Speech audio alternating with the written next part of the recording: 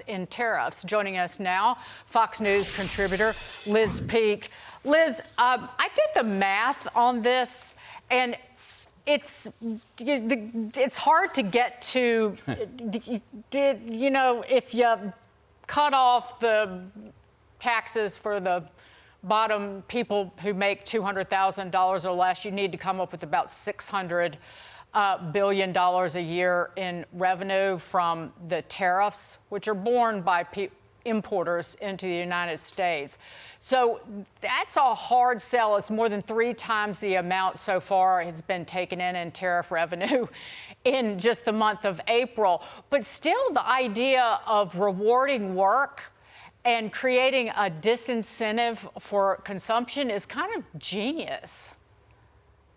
Well, Dagan, I think the real problem with this proposal, and so far it's just a proposal, it's not really something he's promising, is just what you're pointing out. The numbers don't work. And I think what the Wall Street Journal is reporting is that the revenues expected, even under the most draconian tariffs that Trump put in place initially and then paused, isn't going to come close to supplant that $600 billion. But my concern also is, and you just were talking about it, this reconciliation bill is already pretty complicated, and it is utterly essential that we extend the 2017 tax cuts. This bill has to get done, and we already have new cuts for taxes on tips, new taxes on Social Security, a number of other issues that Congress has to deal with. So frankly, I think throwing a whole new layer of tax cuts in this is not a good idea. And also, frankly, I and others who support what Trump is doing on tariffs are mostly hoping that we are leveling the playing field for trade. We're making our companies more competitive.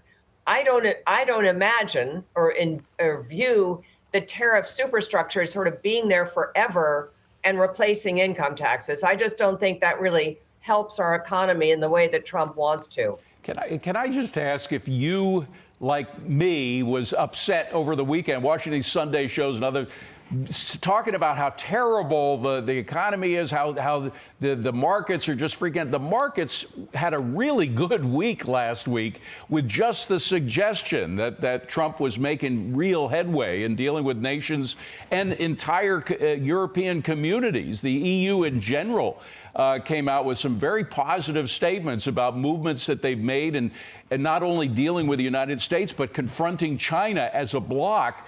And that's one reason the NASDAQ was up over 6% last week. So, I mean, the point is that what you're hearing from the media, the mainstream media, is a lot of hogwash about how terrible things have been going. They very recently, over the past week, they've been going pretty well, haven't they?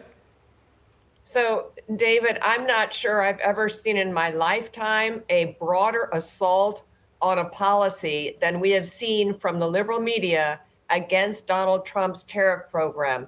It's a pretty astonishing thing when you consider that what they're really saying is that it's okay for the United States to be utterly reliant on China for pharmaceuticals and industrial products. It's okay for countries like India and Japan to exclude American imports simply to protect their own industry. It's okay for China to cheat on World Trade Organization rules time and time again. Look, there is a real purpose to what he's doing. And back to what I said earlier, the purpose, I think, is to clean up a lot of stuff that's gone on over the last 20 or 30 years.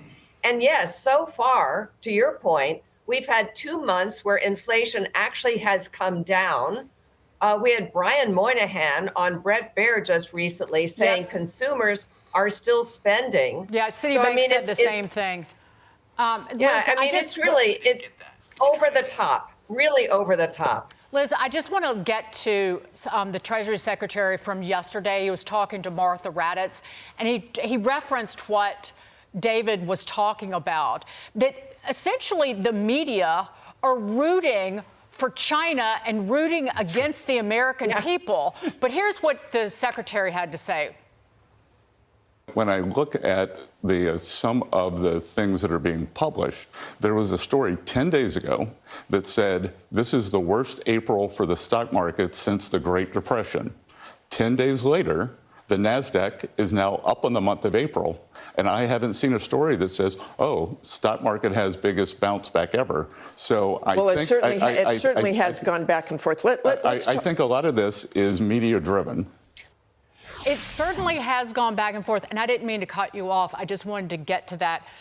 Liz, he has a really incredible point, because you can talk a country and an economy into a recession, and that's what they want to do. Yep. That is what those clatterbags want to do, and it's disgraceful.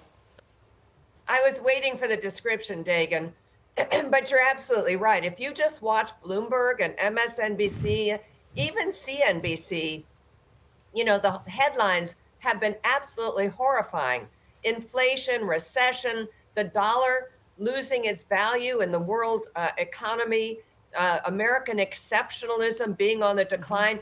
Honestly, step back a moment and realize that these people are basically saying, gee, America is really going to be in trouble because of tariffs, and you should move your money to where?